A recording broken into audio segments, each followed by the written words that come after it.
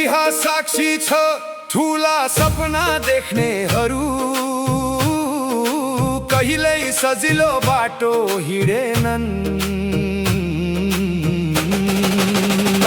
त्याग गरे, संघर्ष गरे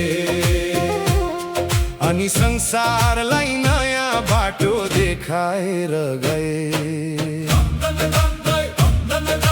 महात्मा गान्धी 27 वर्ष विदेश बसे,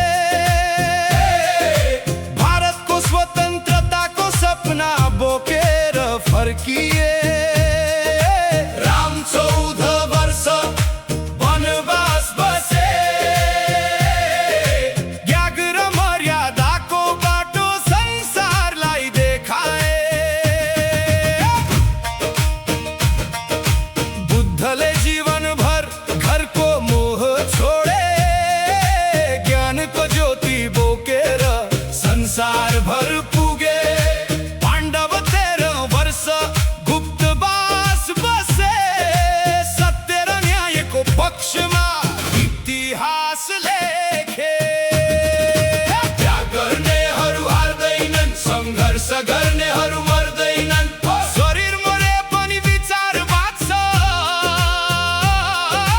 मान्छे जान्छ तर सपना बाँच्छ। नरुनु आमा तपाईको छोरो पनि 30 वर्ष विदेश बसेर आफ्नो माटोको सपना मुटु भित्र राखेर फर्किनेछ एक दिन खुसीको सूत्र बोकेर। आफ्नै देशका मानिसलाई खुसीको बाटो देखाएर। धन कमाउन मात्र होइन, ज्ञान कमाउन गएको हो। आफ्नो लागि मात्र होइन, देशका लागि फर्किन लागेको हो। यदि विदेशको पीडा सहनु पर्छ भने सहौं, तर अनुभव लिएर फर्कौं। यदि पराई भूमिमा पसिना बगाउनु पर्छ भने बगाउँ, तर आफ्नै माटोमा परिवर्तनको बिउ छरौं।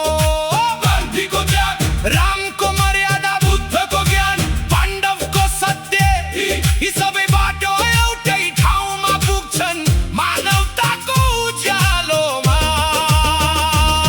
छोरो फर्किनेछ आमा खुसीको सूत्र बोकेर,